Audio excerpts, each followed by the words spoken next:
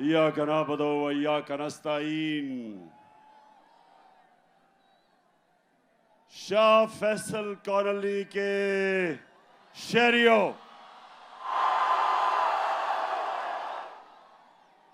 Families, इतनी तादाद में आपको खुशामदीद कहता हूं।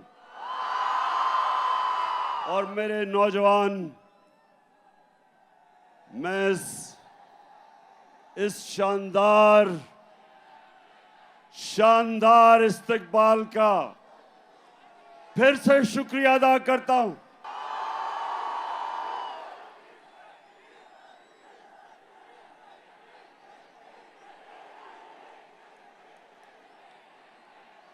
जब मेरी हुकूमत हटाई गई,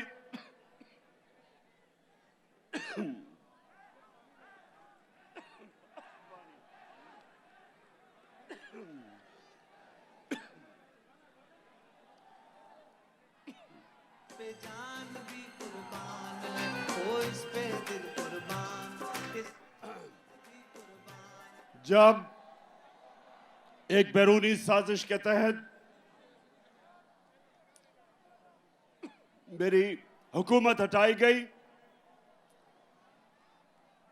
तो जो दूसरा जलसा था वो मैं कराची करने आया,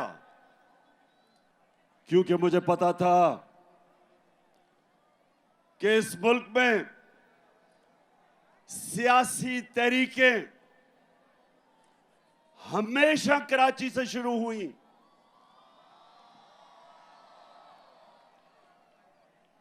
कराची के लोग शऊर रखने वाले लोग हैं,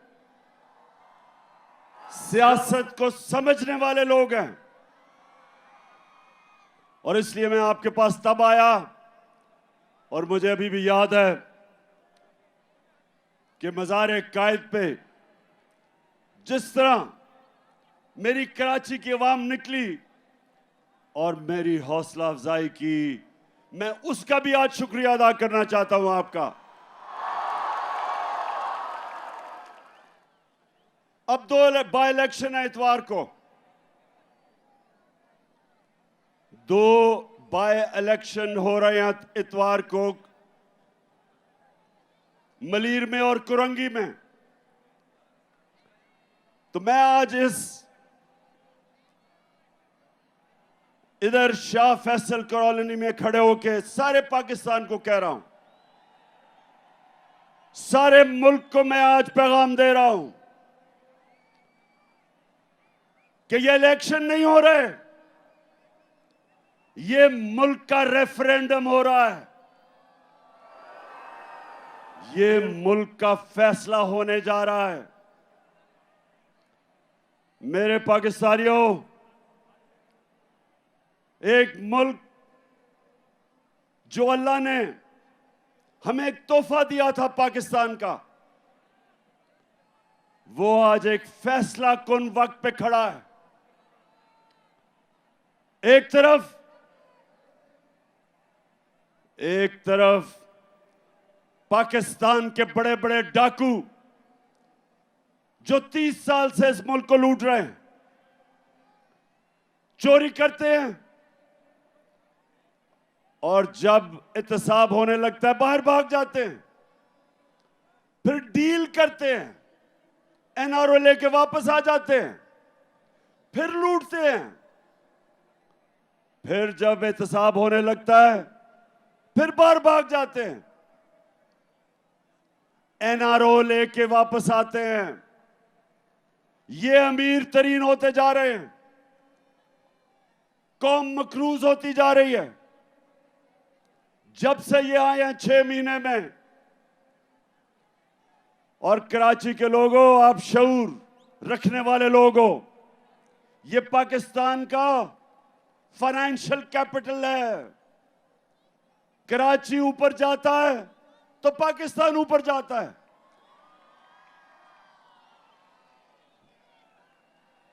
और जब कराची की तबीयत खराब होती है तो मुल्क की तबीयत खराब हो जाती है। ये पाकिस्तान का फाइनेंस का इंजन है, ये आगे लेके चलता है और मुल्क आगे जाता है। तो कराची, आप सब जानते हैं कि जब से ये आए हैं चोर, एक शायद बैरूनी साजिश के तहत,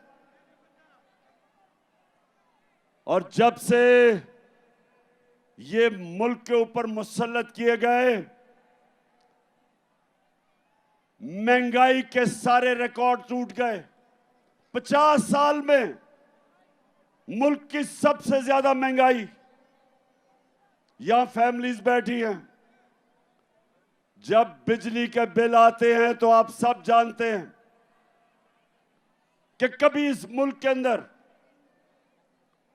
इतनी महंगी बिजली, और खास तौर पे जो तनख्वाहदार तबका है, बिजली, अभी गैस बढ़ने वाली है, लोड शेडिंग, पेट्रोल और डीजल 150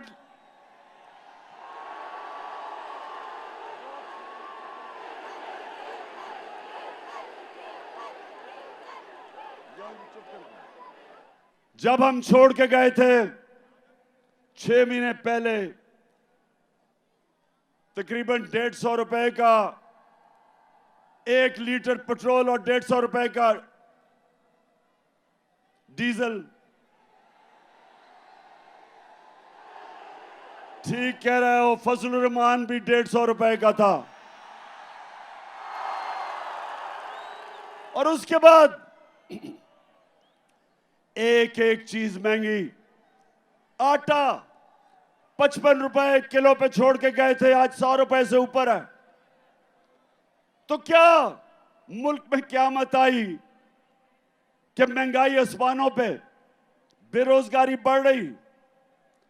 आज मैं फिर से कहता हूं, तनख्वाहदार तबकों के लिए, उनके पास तनख्वाहें नहीं बिल देने के लिए, और जबकि कौम गरीब हो रही,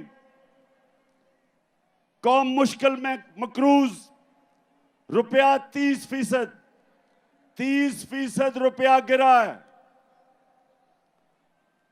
मेरे कराची के लोगों, जब रुपया 30% गिरता है डॉलर के मुकाबले में, तो आप ये समझें कि अगर आप बैंक में आपका 100 रुपया पड़ा था, उसकी सिर्फ 70 रुपया रह जाता है। और ये जिनके बाहर अरबों डॉलर बाहर पड़े हैं, इनकी दौलत में इजाफा हो जाता है, क्योंकि डॉलर ऊपर चला जाता है। ये 30% ऊपर, मुल्क 30% नीचे। तो सवाल यह है कि जिन लोगों ने इनको हमारे ऊपर मुसल्लत किया, आज सारी कौम सवाल पूछ रही है कि जो आपने साजिश करके इन चोरों को हमारे ऊपर बिठाया, तारीख, इस मुल्क की तारीख आपको नहीं भूलेगी। ये कौम आपको नहीं भूलेगी जो आपने जुल्म किया इस कौम के साथ। दुश्मन भी ना करे, दुश्मन भी वो नुकसान नहीं पहुंचा सकता था पाकिस्तान का, जो इन चोरों को हमारे ऊपर मुसल्लत करके नुकसान पहुंचाया। तो ये रेफरेंडम है, परसों जो इलेक्शन है, 8 जगह मैं इलेक्शन इसलिए लड़ रहा हूं कि मैं अपनी कौम को बताना चाहता हूं कि हमने फैसला करना है। क्या हमने भेड़ बकरियों की गुलामी करनी है चोरों की, या एक आजाद कौम की तरह, एक खुददार कौम की तरह अपने पैर पे खड़ा होना है, हकीकी आजादी लेनी है अपनी? क्योंकि मेरे पाकिस्तानियों,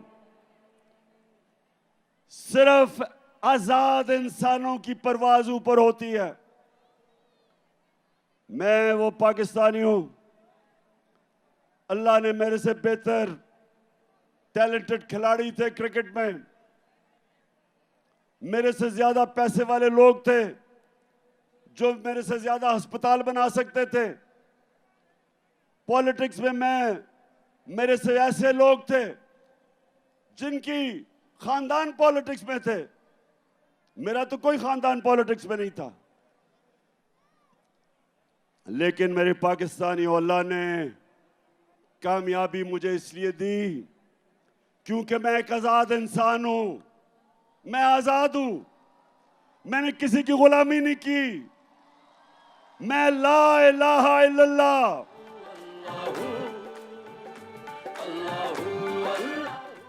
ला इलाहा इल्लल्लाह, नहीं है कोई खुदा अल्लाह के सिवा। ये इंसान को आजाद करता है। और मेरे पाकिस्तानियों, खास तौर पे मैं अपने नौजवानों को यह बताना चाहता हूं कि सिर्फ आजाद ज़हन, आजाद इंसान, आजाद मुल्क, सिर्फ उनकी परवाज ऊपर होती है। गुलाम तो अच्छी गुलामी कर सकते हैं, गुलाम तो वो बन सकते हैं जो इस वक्त मुल्क का क्राइम मिनिस्टर है, जिसको चेरी ब्लॉसम कहता हूं। अच्छा, जरा ये देख लें, कभी किसी मुल्क का प्राइम मिनिस्टर ऐसी बातें करता, जरा ये देखें। पहले मैं सऊदी अरब से होके आया हूँ, मैं यूएई के होके, अभी मैं तुर्की होके आया हूँ, और मैंने उन भाइयों को कहा कि आप हमारे बड़े अजीम भाई हैं, हमेशा आपने हमारी मदद की। और मैंने यही कहा, जब मैं आया हूँ तो आप समझेंगे शायद ये मांगने आया है। मैं मांगने नहीं आया, लेकिन मजबूरी है। जिस तरह माजी में 75 साल में आपने हमारा हाथ बटाया है, कुछ अर्सा आप हाथ बटा। मैंने कहा मैं वादा करता हूं कि इंशाअल्लाह हम पूरी कौम हम मिलकर दिन रात मेहनत करेंगे, पसीना कराएंगे, अपने पांव पे खड़े होंगे। अच्छा सुनो, अब सुनो पाकिस्तानियों, ये जरा बड़ी गौर से मेरी बात सुनो। जब आपका प्राइम मिनिस्टर भिखारियों की तरह दूसरों से पैसे मांगता है,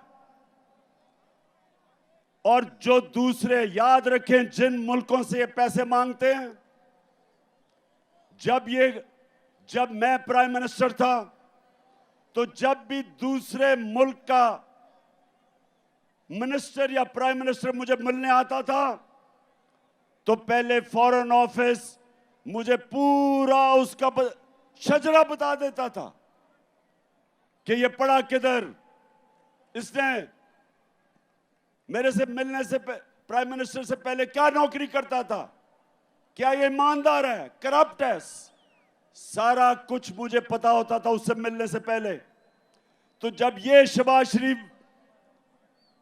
जब ये दुनिया में पैसे मांगने जाता है, तो याद रखें, उनको सब पता होता है कि इसके और इसके भाई के अरबों डॉलर मुल्क से बाहर पड़े हैं, चोरी का पैसा, सबको पता होता है। तो जब अपना पैसा मुल्क से बाहर ले जाओ चोरी करके, और दूसरों को कहो पाकिस्तान में पैसा दो, लोग आपको हकारत की नजर से देखते हैं,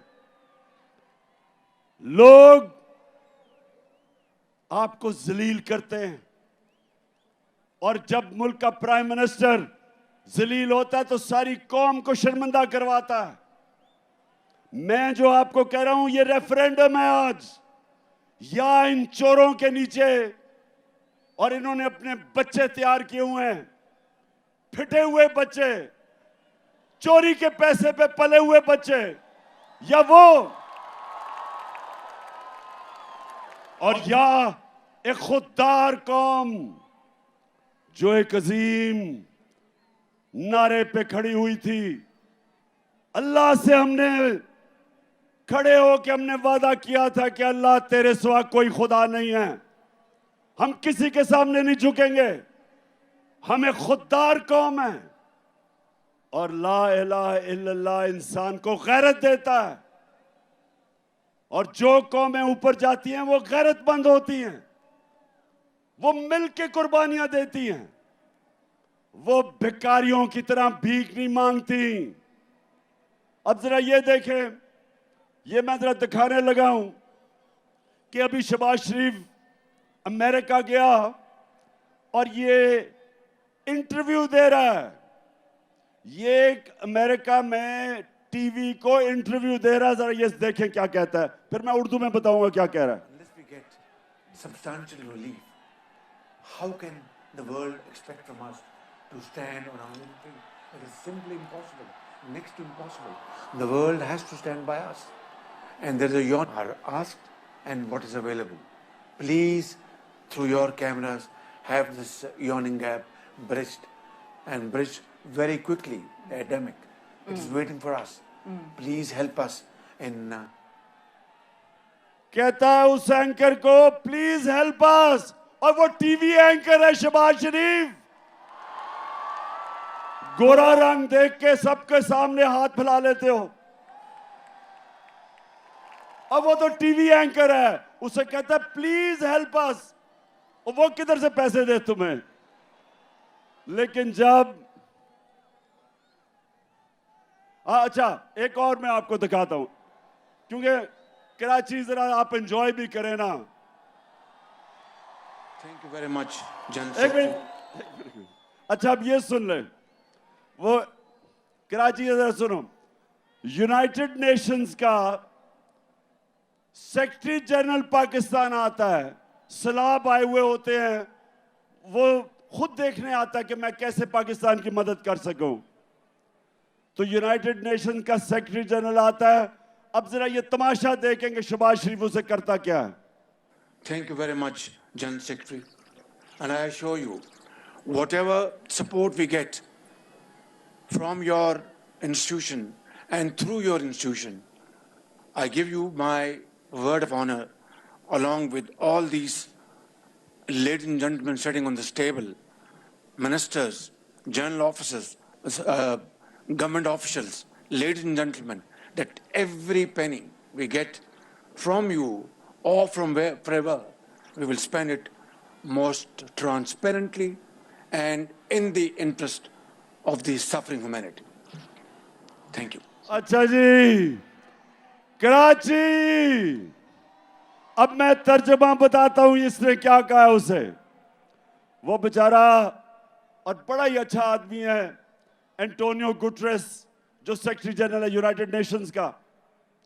वो आता है पाकिस्तान से हमदर्दी दिखाने. पहले तो ये उसका बाजू पकड़ लेता है, उसके बाद उसे कहता है ये जरा सुनो, और ये थोड़ी हमारे सब के लिए, मैं पाकिस्तानी होते हुए हम सब के लिए शर्मिंदगी है. उसे कहता है जो भी पैसा आप हमें देंगे, मैं आपसे वादा करता हूं वो हम चोरी नहीं करेंगे, हम ईमानदारी से खर्च करेंगे. सितम के कोहे गरा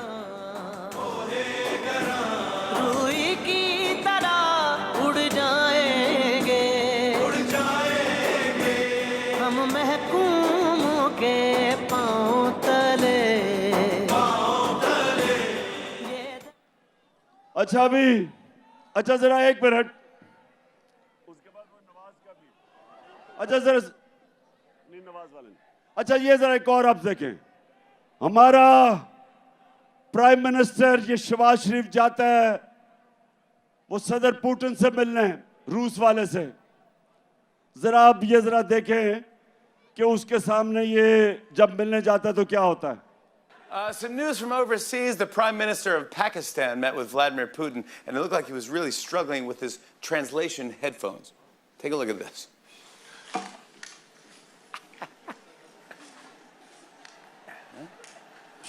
गौर से देखें, गौर से. There you go. Уважаемый господин премьер-министр,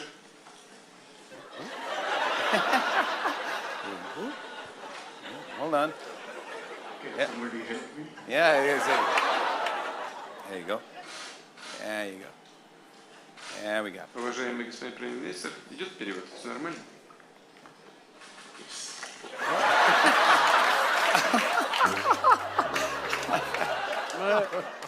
That guy is the leader of 220 million people. I just want to let you know.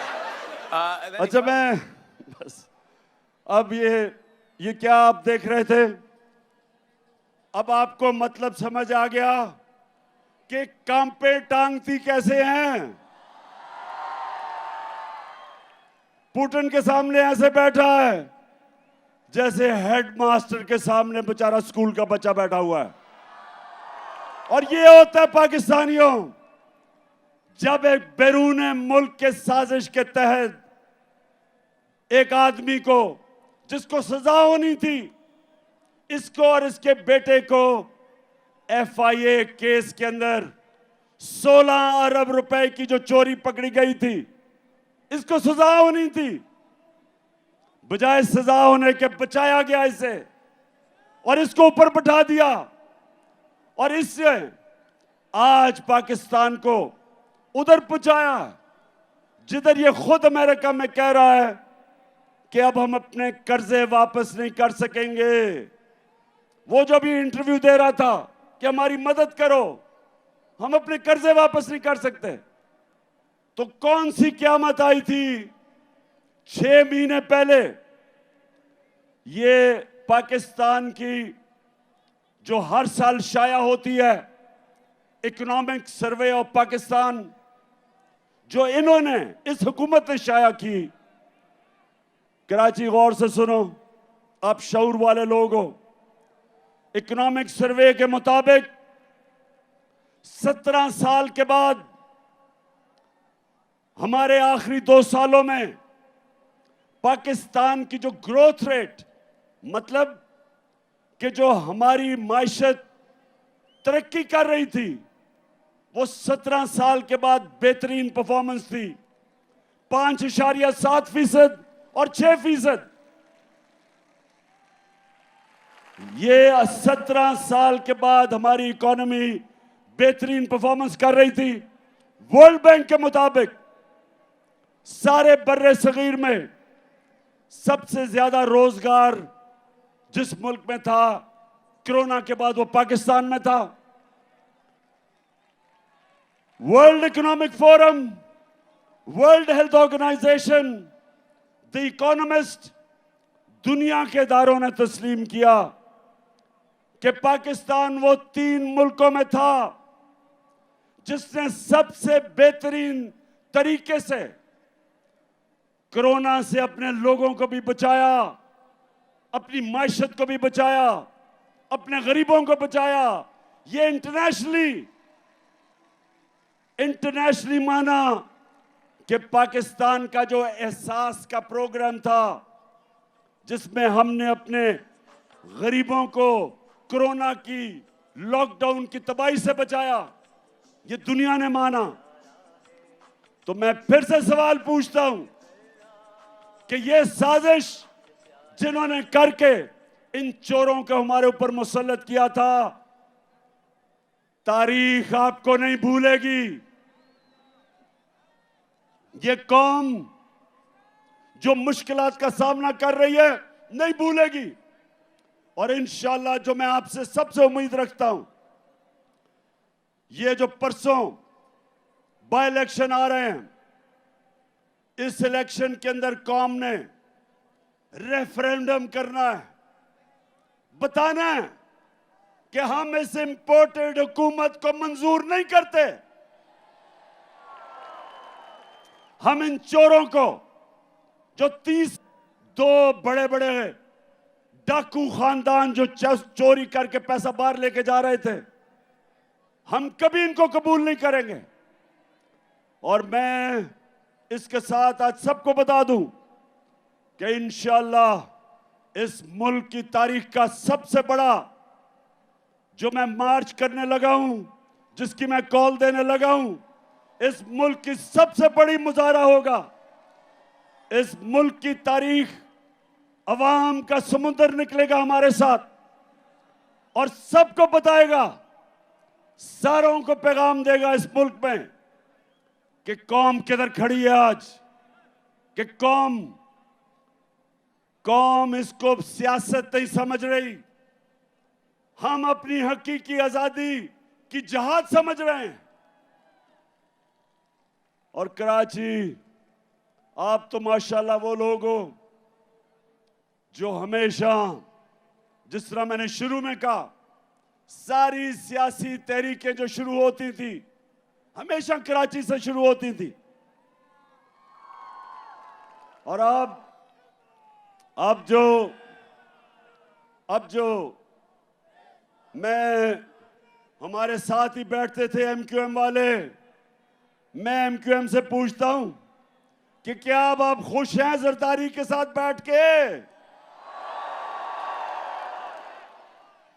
क्या वो आपके मसले हल कर दिए? क्या जरदारी ने कराची के मसले हल कर दिए? बताएं, कराची बताओ। हमारी हुकूमत थी, हमारी हुकूमत फेडरल गवर्नमेंट में थी, सिंध में हमारी हुकूमत नहीं थी। उसके बावजूद हमने कराची सर्कुलर रेलवे का शुरू किया, एक्निक से पास किया, हमने ग्रीन लाइन शुरू की, बस सर्विस, और जो सबसे बड़ा कराची का मसला है पानी का, K4 जो 15 साल से रुका हुआ था वो हमने शुरू किया ताकि कराची के लोगों को पानी मिले। तो कराची इंशाल्लाह जो मुझे नजर आ रहा है, 26 साल से मैं जद्दोजहद कर रहा हूं, मुझे पहली दफा नजर आ रहा है कि अंदरून सिंध के लोग वो भी हकीकी आजादी के लिए तैयार बैठे हैं।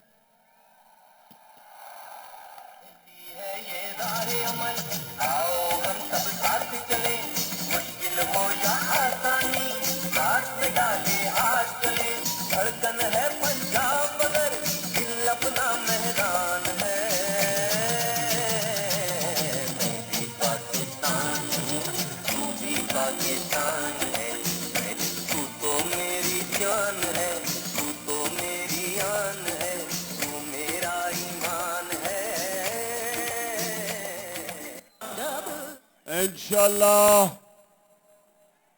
अंदरून सिंध के लोग तैयार हो जाओ। मैं ये मार्च से फारिग हो लूं, मेरा फिर पूरा रुख अंदरून सिंध पे है और फिर कराची भी आऊंगा। और मेरा ये अज़म है कि ये जो जरदारी माफिया जिसने अंदरून सिंध के लोगों को गुलाम बनाया हुआ है, मेरे सिंधी भाइयों तैयार हो जाओ। इंशाल्लाह मैं जब तक सिंध में अब दौरा करूंगा, एक एक डिस्ट्रिक्ट में जाऊंगा, अपने सिंध के लोगों को खड़ा करूंगा और ये अजाब, ये जो बीमारी लगी हुई है जरदारी की सिंध को, ये इंशाल्लाह इससे आजाद करेंगे। अच्छा, आप कराची, अभी मैं जरा एक दो और आपको वीडियोस दिखाना चाहता हूं। मैं जरा अब गौर से आपने वीडियो देखनी है। मैं इसलिए बार बार दिखाता हूं हर जलसे में क्योंकि अभी मरियम कहती कि ओहो मैं तो बेकसूर, और मैं बाइज्जत बरी हो गई हूं। उधर इसहाक डार कहता है मैं बाइज्जत बरी हो गया हूं। अब नवाज शरीफ बाइज्जत बरी हो जाएगा और इस NRO 2 में जरदारी भी बाइज्जत बरी हो जाएगा। सिर्फ बेचारे छोटे छोटे चोर पकड़े जाएंगे पाकिस्तान में। सिर्फ वो साइकिल चोर, स्कूटर चोर, मोटरसाइकिल चोर, बेचारे, उनके अलावा कोई बड़ा डाकू इस निजाम के अंदर नहीं पकड़ा जाएगा। तो जब मरियम कहती है, अब आपने गौर से देखना, ये मरियम कहती है जी मेरे से तो बड़ा जुल्म हुआ, मैं तो बेकसूर हूं। देखे ना ये इमरान खान कितना जालिम आदमी है। मरियम बीबी सारी कौम से झूठ ना बोले। आपके जब हमने पूछा आपसे आज से 10 साल पहले कि 4 बड़े बड़े महलात लंदन के सबसे महंगे इलाके में, मेफेयर जो है सबसे महंगा इलाका है लंदन का, उधर 4 बड़े बड़े महलात इन्होंने खरीदे हुए थे। तो जब मैंने इससे पूछा कि बताओ कि ये महलात किधर से आए, कौन से पैसे से आए, तो मरियम क्या कहती है ये जरा देखें। 10 साल पहले इस तरह मुझे लगा कि आप लोगों को बेवकूफ नहीं बना सकते। मेरी सेंट्रल लंदन में प्रॉपर्टीज तो दूर की बात है, मेरी पाकिस्तान में भी कोई प्रॉपर्टी नहीं है। मैं अपने वालिद के साथ है और मुझे समझ नहीं आई कि मेरी और मेरी वालदा की और बहन भाइयों की प्रॉपर्टीज ये कहाँ से निकाल के ले आए हैं। मेरे नाम पाकिस्तान में कोई प्रॉपर्टी नहीं है, ये तो इंग्लैंड की बात है। सुन लिया। अब ये कब था? ये था 2014 में। बेचारी मरियम को नहीं पता था कि अल्लाह अल हक है और वो सच सामने ले आता है। 2 साल के बाद एक इंटरनेशनल इंकशाफ हुआ। पैनामा पेपर्स, पैनामा में जो इन्होंने ऑफशोर कंपनीज लेके बड़े बड़े दुनिया के वजीरों ने, प्राइम मिनिस्टर ने छुपाए हुए थे अपने असासे, उसे नहीं पता था कि वो इंकशाफ हो जाएगा और वो एकदम इनका नाम आ जाएगा कि जी मरियम के नाम पे वो 4 बड़े बड़े महलात हैं। तो पहले कहती कि लंदन तो छोड़ो, पाकिस्तान में भी कोई प्रॉपर्टी नहीं है। अब जब इंकशाफ होता है तो मरियम का भाई हुसैन शरीफ क्या कहता है, सुने। मैं इस बात को तस्लीम करता हूँ कि अल्हम्दुलिल्लाह पाक लेन के ऊपर जो अपार्टमेंट्स हैं वो अल्हम्दुलिल्लाह हमारे हैं। मैं इस बात को तस्लीम करता हूँ कि उनको ऑफशोर कंपनीज नेस्कॉल लिमिटेड और नीलसन लिमिटेड जो है उनको ओन करती हैं। और मैं आपको ये भी अर्ज करता हूँ उनको होल्ड कर रही है इस वक्त मरियम नवाज शरीफ, मेरी हमशीरा जो है। ठीक है जी, ठीक है। सुन लिया सबने। कहती कोई प्रॉपर्टी नहीं है। भाई जब पकड़े गए तो उन्होंने कहा जनाब ये तो मेरी बहन मालिक है इन 4 बड़े बड़े फ्लैट्स की। तो जब ये पता चला कराची, फिर क्या हुआ? अब मरियम ने देखा कि अगर मरियम के पास तो पैसा ही नहीं था लेने के लिए, तो वो क्या कहती? अब वो अगर बाप का नाम लेती तो बाप के पास तो खुद उसने पैसा नहीं दिखाया, इसका मतलब चोरी का पैसा था। तो मरियम को बड़ा एक जबरदस्त आइडिया आया। उसने कहा हमारा दादा बहुत पैसे वाले था, अरबोपति था हमारा दादा। अब दादे से कौन पूछेगा, वो तो दूसरी दुनिया में जा चुका था। तो ये सुने जरा मरियम क्या कहती है। हसन हुसैन के पास आज जो भी है वो एक अरबपति दादा के पोते हैं। उस अरबपति दादा के पोते हैं जो 1960s और 70s में पाकिस्तान का अमीर तरीन इंसान था। ये जो एसेट्स हैं, ये जो बिजनेस के लिए पैसा है, ये सारा दादा से डायरेक्टली बच्चों को ट्रांसफर हुआ। तो समझ गए, डायरेक्टली दादा ने बच्चों को पैसा दे दिया। दादा अरबपति था। अब कराची, अब दादा तो दुनिया में नहीं था, लेकिन वो दादा शहबाज शरीफ का बाप था। मरियम का दादा शहबाज शरीफ का बाप था। अब शहबाज शरीफ अपने बाप के मुतल्लिक क्या कह रहा है, ये सुने। मेरे खानदान को 22 खानदानों में शुमार नहीं होता था। मुझे इसके ऊपर बाइस फख्र है कि मेरे वालिद का ताल्लुक एक गरीब किसान के घराने से था, हिंदुस्तान से। वो तो कराची अल्लाह अल हक है, ये याद रखना। उसका वादा है कि सच सामने आएगा।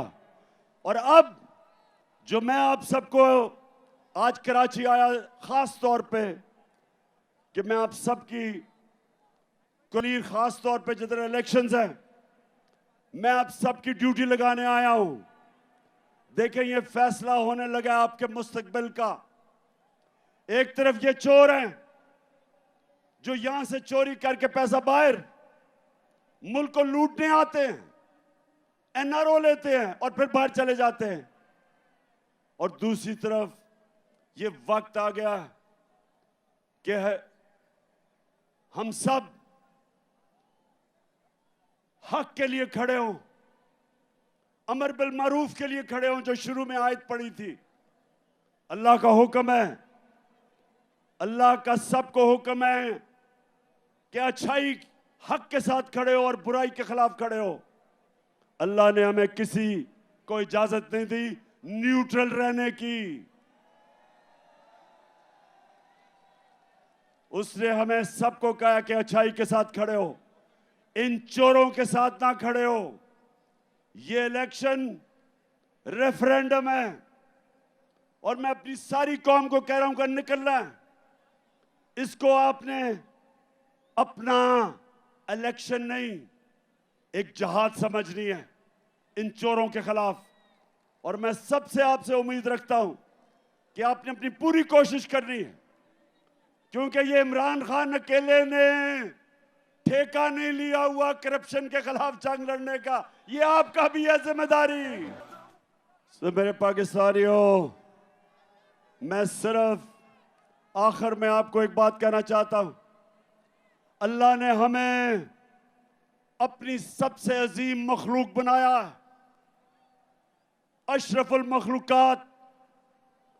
फरिश्तों को हुक्म दिया कि इंसान के सामने झुको, और जब शैतान ने कहा कि मैं आग का बना हुआ हूं, ये तो मिट्टी का बना हुआ है, मैं नहीं झुकता, तो अल्लाह ने कहा कि तुम्हें भी नहीं पता कि इंसान में मैंने क्या सलाहियतें दी हैं, क्या पावर दी है।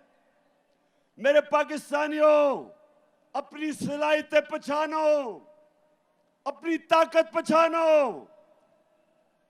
आपका मुस्तकबिल इन चोरों के नीचे नहीं है। आपका मुस्तकबिल इन चोरों के नीचे सिर्फ उसके सामने जिल्लत है। आपका जो अजीम मकसद, अजीम नारे पे पाकिस्तान बना था, अजीम लीडर था कायदे आजम मोहम्मद अली जिन्ना, अजीम नजरियाती लीडर इलामा इकबाल थे। हमारा वो मुल्क होना था जो आज सारी मुसलमान दुनिया के सामने हमने एक मिसाल बननी थी। हम कभी भी नहीं बन सकते अगर ये चोर हमारे ऊपर बैठे रहें, जो अपने आप को भी जलील करते हैं, जिनमें गैरत नहीं है और सारी कौम को शर्मिंदा करवाते हैं। इसलिए मैं 6 महीने सारे मुल्क में फिर रहा हूं अपनी कौम को तैयार करने के लिए कि ये बाय इलेक्शन तो परसों है। मैं आपको कॉल देने लगा हूं और आपने सब ने निकलना है अपने लिए, अपने बच्चों के लिए, अपने मुल्क के मुस्तकबिल के लिए। ये एक अजीम मुल्क है, सब कुछ दिया अल्लाह ने। तो अब आखिर में सब हाथ उठा के आपने मेरे साथ हल्फ ले लेना है, सबने मेरे साथ हल्फ लेना है। मैं यहां से पढ़ूंगा, आपने आवाज से बुलंद रिपीट करना है। टीवी पे जो लोग हमें देख रहे हैं वो भी हमारे साथ शरीक हो जाएं। बिस्मिल्लाहिर्रहमानिर्रहीम। हम हल्फ उठाते हैं कि हम पाकिस्तान के आइन की हमेशा पासदारी करेंगे। हम पाकिस्तान की खुद मुख्तारी का तहफ़्फ़ुज़ करेंगे कि हम कभी भी अल्लाह के सिवा किसी के सामने नहीं झुकेंगे और हम पाकिस्तान की हकीकी आज़ादी के इस जिहाद में आखिर तक इमरान खान के शाना बशाना जदोजहद करेंगे और हर किस्म की कुर्बानी के लिए तैयार रहेंगे। अल्लाह हम सबका हामी और नासिर हो। आमीन। कराची, आपका दिल से शुक्रिया अदा करता हूं। बहुत बहुत शुक्रिया। पाकिस्तान जिंदाबाद। मैं इमरान खान हूं, आप बोल्ड न्यूज देख रहे हैं। सबसे बड़ा चैनल बोल, सबसे बड़े एंकर इमरान रियाज खान के प्रोग्राम इमरान खान बोल के साथ ने रेटिंग के तमाम रिकॉर्ड तोड़ दिए। 56% नाज़रीन ने बोल न्यूज को देखा। सोशल मीडिया पर भी सबने ज्यादा देखा। सबसे ज्यादा व्यूज, सबसे ज्यादा रील्स और सबसे ज्यादा रेटिंग के साथ बोल अब भी नंबर 1 पोजीशन पर बरकरार। सब्सक्राइब करें और बेल दबाएं ताकि कोई खबर रह न जाए।